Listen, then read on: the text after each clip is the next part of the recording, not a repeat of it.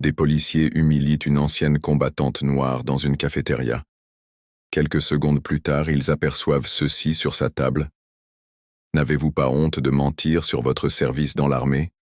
Des gens comme vous étaient à peine capables de nettoyer les chambres de vrais soldats.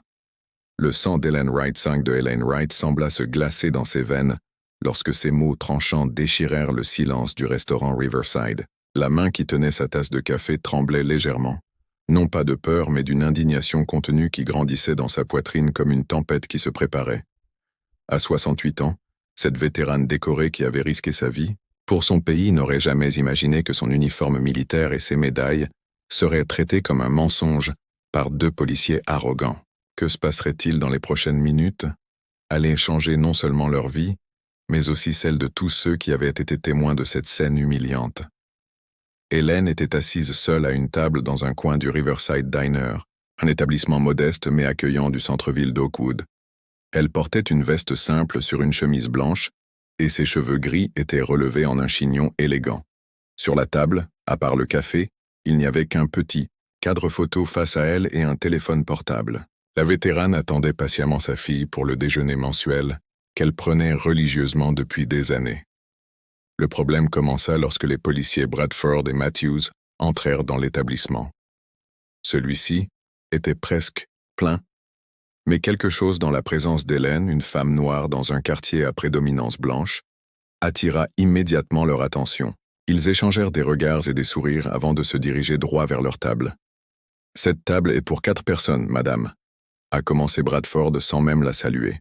« Vous ne trouvez pas que vous prenez trop de place pour quelqu'un qui est seul ?» Le restaurant s'est progressivement tu. Ellen a levé les yeux calmement. « J'attends ma fille, monsieur l'agent. J'ai réservé cette table spécialement. » Matthews rit. « Vous avez fait ça? Cet endroit ne prend pas de réservation. Vous essayez de nous piéger ?» Il regarda autour de lui pour chercher l'approbation des autres clients, mais ne trouva que des regards gênés. Ellen garda son sang-froid. Des décennies de discipline militaire transparaissaient dans sa posture. « Si vous vérifiez auprès de la direction, vous verrez que j'ai un arrangement spécial. Je viens ici tous les mois. » C'est alors que Bradford remarqua la broche militaire sur le revers de la veste d'Elaine, sa veste. Son expression passa du mépris à la dérision. « Alors vous êtes une ancienne combattante? Montrez-moi votre carte. » Avec dignité, Ellen sortit sa carte d'identité militaire de son sac à main et la présenta à Bradford. Celui-ci l'examina, avec mépris avant de la jeter sur la table. « N'importe qui peut se procurer un faux comme ça de nos jours. Vous pensez vraiment que nous allons croire qu'une femme comme vous a servi dans l'armée ?» Ses yeux ne trahirent aucune émotion, mais son cœur battait à tout rompre. Ces mots étaient comme des couteaux qui ravivaient le souvenir des discriminations qu'elle avait subies tout au long de sa carrière militaire. Ce que le policier ne savait pas, c'était que derrière ses yeux calmes se cachait une femme qui avait survécu à des situations bien savait pas. C'était que derrière ses yeux calmes se cachait une femme qui avait survécu à des situations bien pires que 2 policiers arrogants dans une cafétéria. À mon époque, continua Matthew en s'approchant de manière intimidante, les gens comme vous ne servaient qu'en cuisine, si vous voyez ce que je veux dire. Le restaurant était désormais complètement silencieux. Certains clients baissaient les yeux, gênés d'être témoins d'une telle scène. D'autres semblaient paralysés, ne sachant pas comment réagir. Si cette histoire vous touche autant qu'elle nous a touchés, n'hésitez pas à vous abonner pour suivre d'autres récits poignants, comme celle-ci. Ce que ces policiers n'imaginaient pas, c'est que la vie allait leur donner une leçon de respect qu'ils n'oublieraient jamais. Et tout allait commencer avec ce qu'Ellen gardait discrètement retourné sur son bureau. Quelque chose qui ferait trembler les genoux de ces hommes lorsqu'ils découvriraient la vérité sur ceux qu'ils humiliaient réellement. L'agent Bradford prit la casquette militaire d'Ellen sur la table et l'examina avec mépris. « Savez-vous combien de ces babioles sont vendues dans les magasins de proximité? N'importe qui peut se faire passer pour un héros de guerre de nos jours. » Matthews fit un pas vers Ellen en se penchant casquette militaire d'Ellen sur la table et l'examina avec mépris. « Savez-vous combien de ces babioles sont vendues dans les magasins de proximité? N'importe qui peut se faire passer pour un héros de guerre de nos jours. » Matthews fit un pas vers Ellen en se penchant vers elle pour l'intimider. « Si vous avez servi, dites-nous où, dans quelle unité Et sous quel commandement? Hélène prit une profonde inspiration. Des flashbacks d'il y a plusieurs décennies lui revinrent en vague. La chaleur étouffante du désert, les détonations assourdissantes, les visages de ses camarades qui n'étaient pas rentrés à la maison, les souvenirs qu'Hélène avait essayé de garder enfouis mais qui continuaient de la hanter pendant les nuits les plus calmes. 12e division médicale de combat, unité de traumatologie à Vanques ne sont jamais rentrés des souvenirs qu'elle essayait de garder enfouis, mais qui continuèrent de la hanter pendant les nuits les plus calmes. 12e division médicale de combat, monsieur. Unité de traumatologie avancée, sous le commandement du colonel James Harrington. J'ai fait 3 missions entre 1985 et 1994. Bradford éclata d'un rire moqueur. N'importe qui peut trouver ça sur Internet. Vous pensez qu'on est idiot? Un homme d'âge moyen, assis à une table voisine, se leva avec hésitation. Messieurs, les officiers, avec tout le respect que je vous dois, je pense que vous exagérez un peu. Asseyez-vous, monsieur. Matthews l'interrompit brusquement. Nous menons une enquête officielle. Toute ingérence pourrait constituer une obstruction à la justice. L'homme jeta un regard d'excuse à Hélène avant de regagner sa place. Le silence dans la cafétéria était désormais presque palpable. Une enquête sur quoi exactement? Demanda Hélène d'une voix calme qui contrastait avec l'hostilité croissante des policiers. Nous avons reçu des informations selon lesquelles des personnes utilisent de fausses identités militaires pour obtenir des réductions et des avantages. Mentit Bradford en improvisant une justification. Et vous semblez correspondre au profil. La gérante de la cafétéria, Marina, s'approcha de la table avec prudence. C'était une jeune femme d'à peine 25 ans, mais son regard trahissait une détermination qui dépassait son âge. « Messieurs, puis-je vous aider? Madame Wright est une habituée ici. » Matthew se tourna vers elle. « Avez-vous vérifié son statut d'ancienne combattante? Êtes-vous sûr que ces papiers sont authentiques? » Marina hésita, clairement, intimidée par la présence des policiers. « Eh bien non, mais elle a toujours été très respectée sûre que ces papiers sont authentiques. » Marina hésita, clairement intimidée par la présence des policiers. « Eh bien non, mais elle a toujours été très respectée ici et par Dash. »« Alors vous ne pouvez rien confirmer, » coupa Bradford. « Retournez à votre travail. » Alors que Marina s'éloignait à contre-cœur, confirmez quoi que ce soit. Bradford l'interrompit. « Veuillez retourner à votre travail. » Alors que Marina s'éloignait à contre-cœur, Hélène garda son sang-froid. Dans son cœur, quelque chose brûlait, pas seulement de l'indignation mais une douleur profonde qui refaisait surface. Elle avait été confrontée au racisme et au sexisme tout au long de sa carrière militaire, convaincue que chaque barrière qu'elle brisait aidait à ouvrir la voie à celle qui viendrait après elle. Et maintenant, des décennies plus tard, c'était comme si rien n'avait changé. « Vous savez ce que je pense ?» Bradford se pencha vers elle et baissa dangereusement la voix. « Je pense que les gens comme vous essaient de s'approprier des honneurs qu'ils ne méritent pas. Vous n'avez probablement jamais mis les pieds près d'une zone de guerre. » Une douleur fugace traversa le visage d'Hélène, si brève que seul un observateur attentif pouvait la remarquer. Inconsciemment, sa main effleura la cicatrice sous la manche de sa veste, souvenir d'une attaque qui avait coûté la vie à 3 de ses camarades et avait failli lui coûter la sienne. « Je peux vous montrer d'autres preuves de mon grade si nécessaire, » répondit Hélène calmement, conservant sa dignité. Bradford frappa du poing sur la table, renversant le café. « Jean, j'ai vu assez. Je vais devoir vous demander de nous accompagner au poste de police afin que nous puissions vérifier votre identité. » La frayeur fit légèrement bouger le petit cadre photo posé sur la table, mais il resta tourné vers Hélène. Son visage ne trahissait qu'une ombre de réaction, comme si elle attendait ce moment. Voyant que son intimidation n'avait pas l'effet escompté, Matthews décida d'augmenter la pression. Il attrapa le sac à main d'Hélène et se mit à la fouiller sans permission. « C'est illégal, » dit Hélène fermement. « Vous n'avez pas de mandat ni de motif valable. »« Motif valable ?»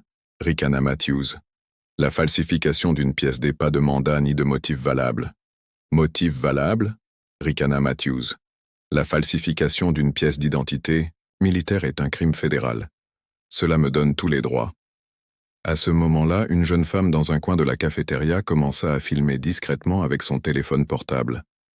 Bradford la remarqua et la désigna du doigt. Éteignez ça immédiatement. Il est interdit de photographier des policiers en service. Non, ce n'est pas vrai, répondit-elle calmement en continuant à filmer. C'est mon droit constitutionnel. Bradford quitta Hélène un instant pour s'opposer à la jeune femme, mais celle-ci resta sur ses positions. Ce petit acte de résistance sembla renforcer les autres clients qui commencèrent à murmurer leur désapprobation. Revenant furieux à la table d'Ella, Bradford saisit son bras avec une force inutile. « Levez-vous, vous venez avec nous. » Hélène n'opposa aucune résistance physique, mais elle ne bougea pas non plus.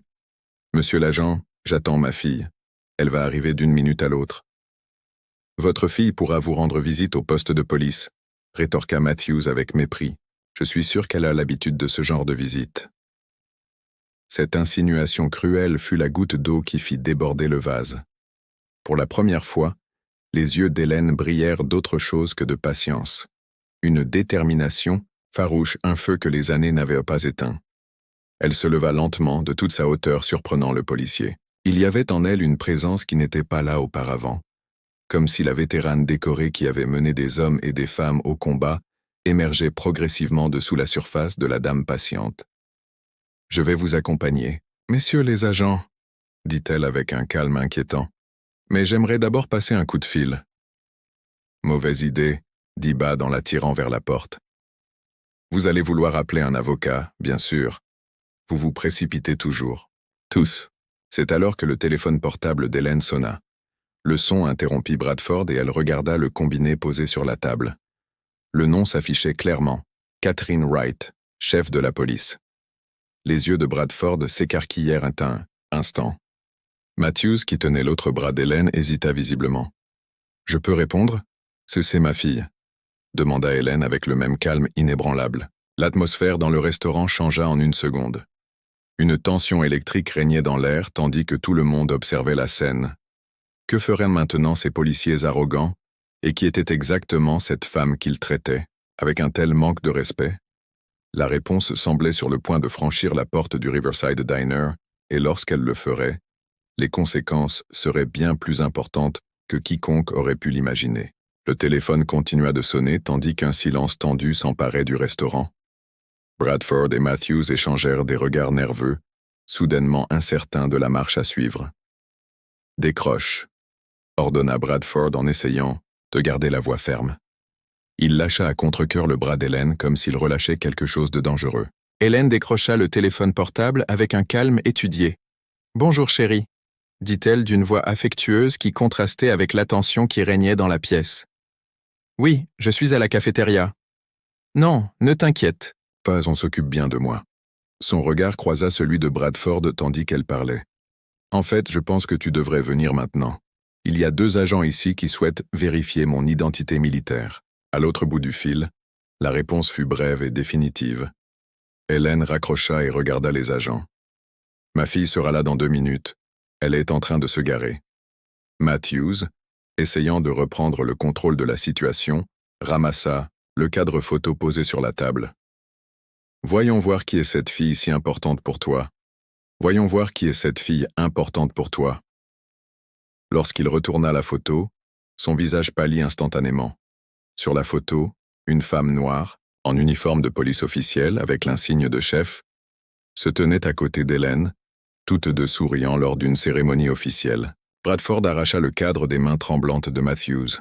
« Cela ne prouve rien, dit-il. » Mais sa voix n'avait plus la même conviction. N'importe qui peut manipuler des photos de nos jours. La porte de la cafétéria s'ouvrit à ce moment-là. Toutes les têtes se tournèrent vers la femme qui entrait.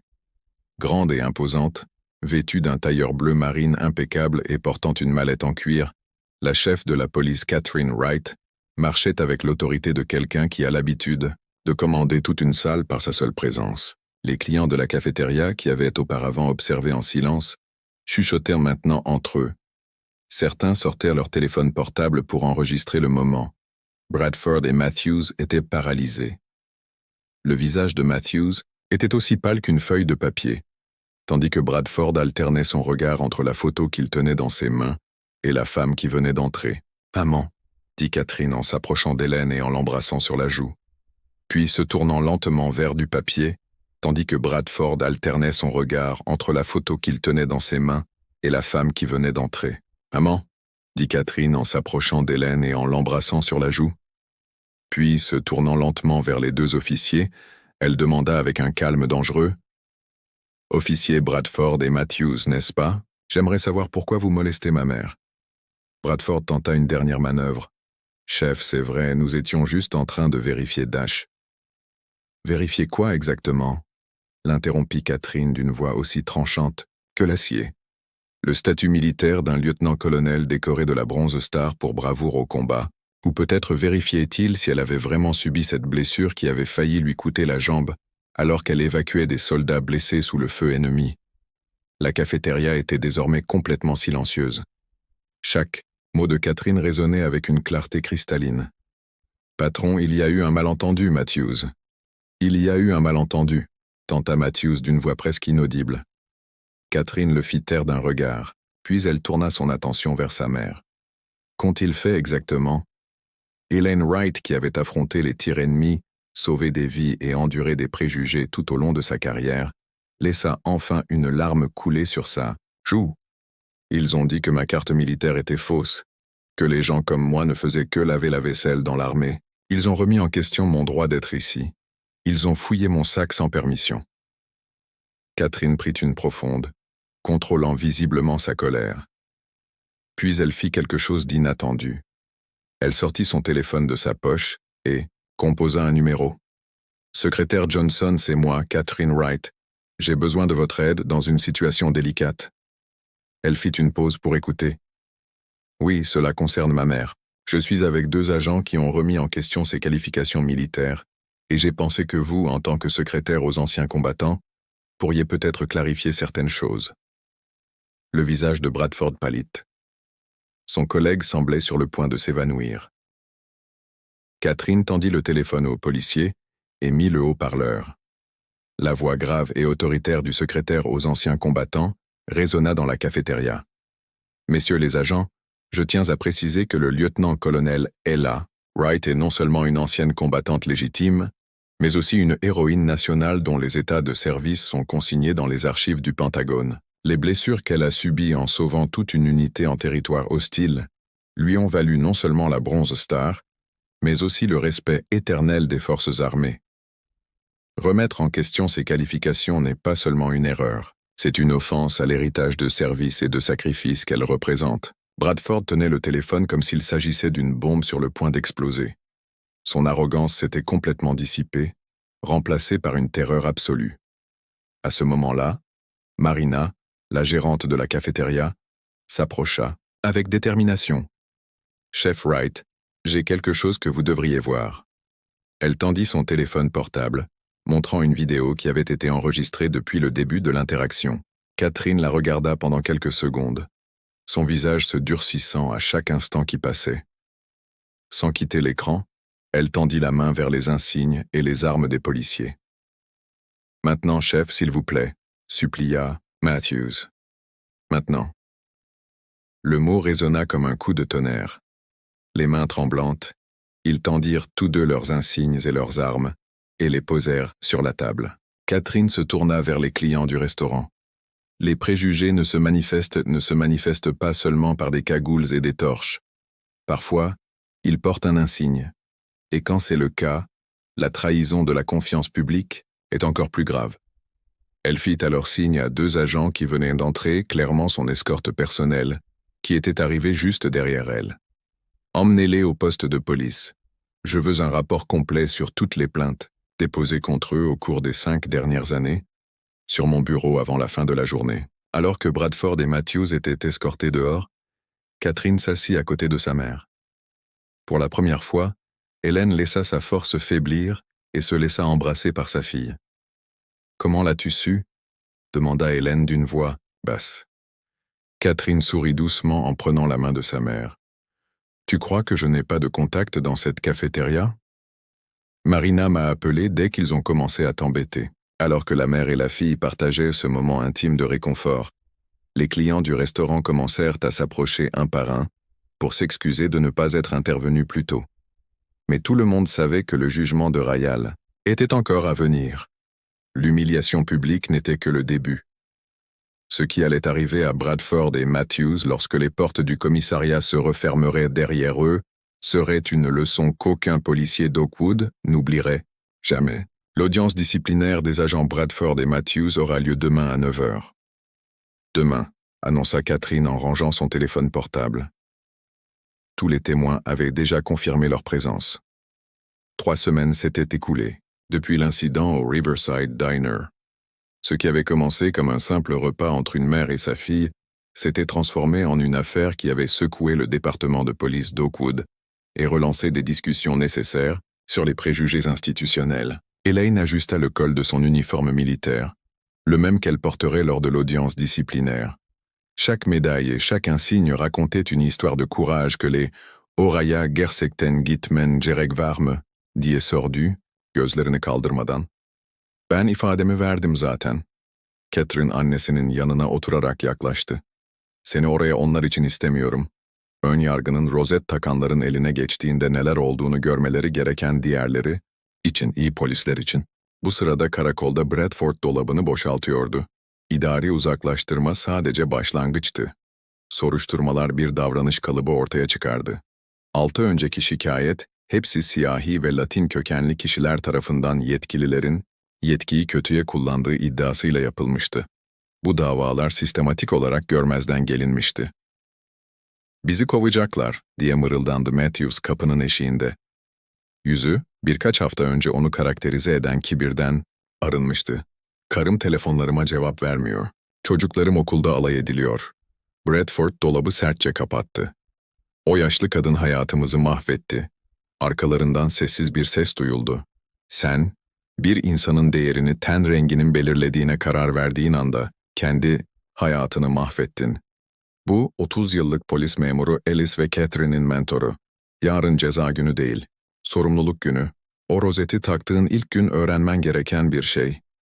Ertesi sabah mahkeme salonu doluydu. Gazeteciler, polisler, toplum üyeleri, herkes 2 sorunlu polis memurundan daha büyük bir şeyin sembolü haline gelen davanın sonucunu görmek istiyordu. Catherine ve Elaine birlikte salona girdi. Tam üniformalı, madalyaları güneş ışığında parıldayan heybetli yarbay gördüklerinde salonda hayranlık dolu fısıltılar yükseldi. Bradford ve Matthews, disiplin kurulu başkanı tokmağını masaya vurunca, kaşlarını çatmış, bir şekilde yerlerine oturmuştu. "Bu duruşma sadece 2 memurla ilgili değil," diye başladı. "Bizi bu noktaya getiren sistemle ilgili." Tanıklar tek tek ayağa kalkıp hikayelerini anlattılar. Kafeterya müdürü Marina, olayın tamamını gösteren videoyu izlettirdi. Diğer vatandaşlar da aynı memurlarla benzer olaylar yaşadıklarını anlattılar. Sonra sıra Elaine'e geldi. Sıra ona geldi. Yeni bastonuna dayanarak odanın ortasına yavaşça yürüdü. Bu baston olayı duyunca ona destek olmak için toplanan yerel gaziler tarafından hediye edilmişti. "28 yıldır bu ülkeye hizmet ettim," diye başladı. Sessizliği dolduran sakin sesi, "3 farklı savaş bölgesinde yaralıları tedavi ettim. Kollarımda genç erkeklerin öldüğünü gördüm. Yaralı askerleri kurtarmak için düşman ateşi altında koştum." Durdu. "Kanlar içindeyken tenlerinin rengini hiç merak etmedim." Sessizlik tamdı. O gün beni inciten o adamların sözleri değildi. O lokantadaki herkesin, bakışlarını başka yöne çeviren herkesin sessizliğiydi. Bir noktada yanlış bir şey gördünüz ve bunun sizin sorununuz olmadığına karar verdiniz. Bradford ona bakmaya çalıştı ama onun bakışlarını tutamadı. Duruşma sona erdiğinde karar oy birliğiyle verildi. Derhal görevden alınma, polis ruhsatlarının iptal edilmesi ve taciz ve görevi kötüye kullanma suçlarından cezai kovuşturma. Daha sonra, ülkesine hizmet etmiş tüm etnik kökenlerden, gazilerin fotoğraflarıyla süslenmiş Riverside Diner'da, Elaine ve Catherine birlikte yemek yediler. Köşedeki masanın üzerinde artık kahramanlar için ayrılmış olduğunu belirten küçük bir tabela vardı. "Biliyor musun, komik olan ne anne?" diye sordu Catherine, waffle'ını keserek. "Yıllarca erkeklere, kendileri gibi insanların değişmeyeceğini, benim 2 kat daha iyi olmam ve 2 kat daha çok çalışmam gerektiğini öğrettin." Elaine gülümsedi. "Peki sen öyle miydin?"